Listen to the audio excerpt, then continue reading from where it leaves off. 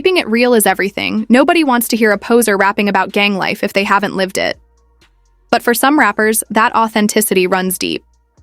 50 Cent famously survived being shot 9 times in a gang hit, defying the odds to turn his life around. Lil Durk, on the other hand, couldn't outrun his past, and now he's behind bars, with his gang ties finally catching up to him. One of the most iconic figures in hip-hop, Snoop Dogg, wasn't always the laid-back legend we know today. Growing up in a gang-heavy environment, he became a member of the Rollin' 20s Crips. But life in the streets was anything but glamorous. Snoop has spoken about the brutal cycle of violence fueled by drugs, guns, and territorial wars. In 1993, that danger nearly ended his career when he was charged as an accessory to murder. He's recalled how the court system tried to define him by his past, painting him as the same person he once was. However, his debut album, Doggy Style, introduced his raw storytelling to the world, cementing his status as a West Coast rap icon. Over the years, Snoop evolved, gradually distancing himself from the chaos of his early life. I had to leave the gang culture behind because it was so connected to who I was, being an ex-gang member and then having that in my music. In 2012, Snoop Dogg's transformation into Snoop Lion symbolized a break from his past, marking a new chapter in his life. He began speaking out against the violence he once lived, with tracks like No Guns Allowed reflecting his changed perspective. This shift wasn't just artistic, it was personal, showing his growth beyond music. While Snoop has always been open about his past, he's used those experiences as a foundation to build something greater. Today, he stands as a cultural icon and a testament to the power of transformation, proving that no matter where you start, change is always possible. But Snoop isn't the only rapper who has had to navigate the tension between his past and his ambitions. The Game is another artist whose ties to gang life run deep, shaped by his upbringing in Compton. Before rising to fame as one of hip-hop's most recognizable voices, he was deeply involved in the streets as a member of the Cedar Block Piru Bloods. I want to say I became a blood when my brother became a blood because that was who I looked up to. The Game has always been vocal about how his past shaped his mindset, but also how it gave him the determination to pursue something greater. He found himself caught between two worlds, the streets and his ambitions in hip-hop. As he matured, he began using his platform to address the violence he once lived through, hosting peace talks between Bloods and Crips, and advocating for unity in Los Angeles. He became a voice for change, calling for an end to the cycle of violence that had once defined his life. But trying to make peace while still being tied to the streets is never easy. The next story shows how chasing bigger dreams can sometimes clash with the life you came from. Nipsey Hussle. Before he became a celebrated rapper, entrepreneur, and community leader, Nipsey Hussle was a member of the Rollin' 60s Crips, one of LA's most notorious gangs. For Nipsey, the Rollin' 60s were more than just a gang, they were family, protection, and a means of survival. Yet even while navigating the streets, his mind was always on something bigger. He refused to be another statistic, fueled by ambition, and a vision that set him apart.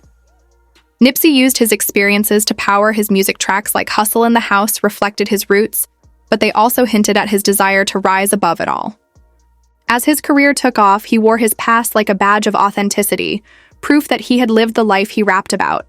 But even as he transitioned into an entrepreneur and activist, the system never fully let go of him. To the authorities, he was still a Rollin' 60, no matter how much good he did for his community. Determined to change the narrative, Nipsey used his platform to uplift South LA. He created businesses, provided opportunities, and preached ownership to a community that had long been denied it. Lil Wayne.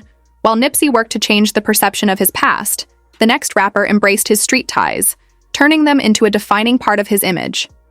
Lil Wayne has long been a symbol of hip-hop's unapologetic swagger and lyrical genius. But before the platinum plaques, record-breaking mixtapes, and iconic albums, his life was deeply tied to the streets, where gang culture was as much about survival as it was identity. Growing up in the Holly Grove neighborhood of New Orleans, Wayne felt the pull of street life early on. His affiliation with the Bloods has been a subject of both admiration and controversy throughout his career. He's never been shy about representing, throwing up gang signs in videos, rocking the red bandana, and shouting out the Bloods in his music. He's even openly claimed his gang ties in interviews, calling himself a gangbanger with pride. For Wayne, the red flag wasn't just a symbol, it was a way to stay connected to the streets that shaped him, a badge of honor in the rap game. Even as his fame skyrocketed, Lil Wayne has admitted that his understanding of gang life was shaped more by proximity than deep personal involvement. In a 2009 documentary, he acknowledged that since he wasn't from LA, he didn't know much about the Bloods and Crips in Lee, that it wasn't a good thing. Yet as his career progressed, his Bloods affiliation became a recurring theme in his music, reinforcing his image as a rapper who, at least on the surface, lived the life he described. In his rhymes, Wayne's connection to gang culture is complex, shaped by both inspiration and hardship. Raised in a neighborhood where violence and drugs were everywhere, he looked up to his stepfather, Rabbit, a street hustler who became his first real role model. Tragically, Rabbit was killed when Wayne was just 14, a loss that deeply impacted him and further tied him to the streets. For Wayne, gang culture wasn't just about affiliation, it was part of the environment that shaped his career. His lyrics often reflect the struggles and dangers of street life, even if his direct involvement wasn't as deep as some might assume. But for this next rapper, the streets weren't just an influence, they were his whole world before music gave him a way out. Sent before the fame, platinum plaques, and business ventures that turned him into a household name, 50 Cent was entrenched in the gang culture of South Jamaica, Queens. His connection to the streets started early. After losing his mother at just 8 years old, he grew up in an environment where survival came at a cost. By the age of 12, he was fully immersed in the crack epidemic of the 1980s, selling drugs, and building a reputation as both a businessman and someone not to be crossed. As a young hustler, Curtis Jackson navigated the dangers of the drug game rivalries. Violence and loss were part of his daily life. Yet even in the chaos, he had bigger dreams. Music was his way out, but transitioning wasn't easy. His early track Ghetto Quran was a raw, unfiltered look at life in the streets, naming names and exposing the harsh realities of the drug trade. While the honesty earned him attention, it also put a target on his back. The streets didn't forget, and neither did his enemies. In 2000, just as his career was beginning to take off, 50 was ambushed outside his grandmother's home. A gunman opened fire, hitting him 9 times and leaving him with his signature slurred speech. The shooting could have ended his story, but instead, it became a turning point. While recovering, he doubled down on his commitment to music, channeling his pain and anger into his art. His debut album, Get Rich or Die Tryin', wasn't just a commercial success, it was a defining moment in hip-hop. It didn't glorify the streets. Instead, it told his story with brutal honesty, making survival and resilience the core of his persona. Just never seen anyone successful in a gang. Ever. In the history of gangs, I haven't seen success. As his career soared, 50 Cent transitioned from the block to the boardroom, building an empire that extended far beyond rap. But before him, another artist had already laid the blueprint for turning street hustle into hip-hop legacy, Eazy-E. The godfather of gangsta rap, Eazy-E, lived the streets of Compton in full color. Before he became the face of NWA and a pioneer of West Coast hip-hop, he was deep in the trenches, turning the harsh realities of his environment into the foundation of one of music's most iconic movements. By the age of 23, he had already made a name for himself as a dealer, saving up over $250,000 from drug sales. But unlike many, he saw an exit strategy. Eazy flipped his street money into a legitimate business, creating Ruthless Records, a move that not only changed his life, but shifted the course of hip-hop forever. While each member of NWA had their own unique journey, Eazy was the one who truly embodied the gangsta rap lifestyle. He rolled through Compton in real 64 Impalas, hustled to survive, and transformed his experiences into anthems that resonated far beyond the streets. What set Eazy apart was his ability to blend the streets with strategy.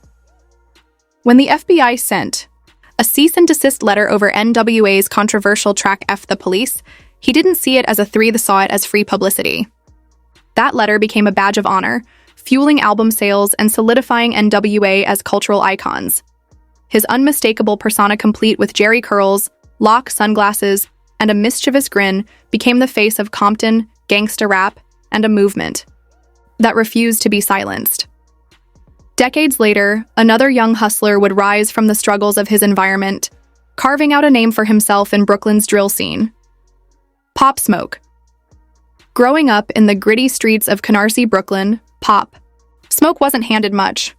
With a Jamaican mother and Panamanian father, his upbringing was anything but easy. From a young age, he was exposed to the harsh realities of his surroundings. By 8th grade, he was expelled from school for bringing a gun to campus, a decision that set the tone for much of his teenage years. House arrest, an ankle monitor, and restricted freedom became his reality. At 15, Pop showed promise outside the streets, earning a basketball scholarship in Philadelphia. But life had other plans. A heart murmur diagnosis ended his basketball dreams before they could truly begin, and he soon found himself back in the streets, diving headfirst into the hustle. By 16, Pop was already behind the wheel of a BMW 5 Series, a symbol of his street success. But he knew the lifestyle was dangerous and unsustainable. In 2018, fate intervened. What started as a casual studio session with his friend and fellow rapper, Jay Guapo, turned into the birth of Pop Smoke the artist. When Jay Guapo fell asleep mid-session, Pop picked up the mic and the rest was history. Picking up the mic for the first time, Pop Smoke used YouTube drill beats to record his debut track, MPR. The song quickly gained traction, pulling him into Brooklyn's burgeoning drill scene. His deep connection to the streets gave his music an authenticity that resonated with listeners. Affiliated with the Crips, specifically the 823 set, Pop never shied away from acknowledging how the streets influenced his sound. However, he was also clear music was his way out. Yet, as his star rose, his street ties were never far behind. The duality of his life balancing music with his past was a constant theme. His songs celebrated his journey but also carried warnings and lessons from his experiences. But for the next rapper, life wasn't just about making music, it was about survival, where every day was a battle to make it out alive. 21. Savage, born in London, 21 Savage moved to Atlanta with his mother at the age of 7. Life in the city wasn't easy. By 13, he had already gravitated toward the streets, joining the 2100 gang in Decatur, Georgia. The streets shaped him in every way. He dropped out of high school early, falling deeper into the hustle, selling drugs, pulling robberies, and surviving shootouts. For him, it wasn't about status. It was about survival in a city where opportunities for kids like him were scarce. His music would later serve as an outlet to share these stories, but at the time, it was simply about making it through another day. For Savage, the number 21 held an even deeper meaning. It marked a grim milestone in his life. On his 21st birthday, one of his closest friends, Johnny, was murdered right in front of him. That same day, Savage himself was shot 6 times. The tragedy became a turning point. The pain, the loss, and the ever-present danger gave him clarity. He had to find a way out. Music became that escape. At first, rapping was just a way to cope, but soon it became a serious pursuit. Savage's raw authenticity set him apart. His voice carried the weight of someone who had truly lived the life he rapped about. Even as his fame grew, he remained connected to his roots. The losses he endured never left him, and he transformed that pain into purpose. In 2019, he launched the 21 Savage Bank Account campaign, named after his hit single Bank Account. The initiative focuses on teaching financial literacy to teens and kids, especially those from neighborhoods like the one he came from. But not every artist openly addresses their past. For the next rapper, his ties to the streets surfaced in a way he couldn't control. Trippie Redd. Trippie Redd's connection to the 59 Brims gang came under scrutiny during a federal court case, revealing a side of his past that many fans never knew. The story gained attention in 2019 during the high-profile racketeering trial of Tekashi 6699's former associates. During testimony, 6699 claimed that Trippie had been affiliated with the 59 Brims, a subset of the Bloods gang. For Trippie, gang ties were part of the environment he grew up in. Hailing from Canton, Ohio, his early life was filled with challenges, from losing his brother under tragic circumstances to navigating a neighborhood where gang culture was a reality. While he hasn't gone into extensive detail about his affiliations, it's clear that his upbringing had a lasting impact on his music and persona. Unlike some artists who openly embrace their past, Trippie has mostly stayed quiet on the subject, letting his music speak for itself. His ties to the 59 Brims may have been a chapter in his life, but he's made it clear that he's focused on rewriting his story.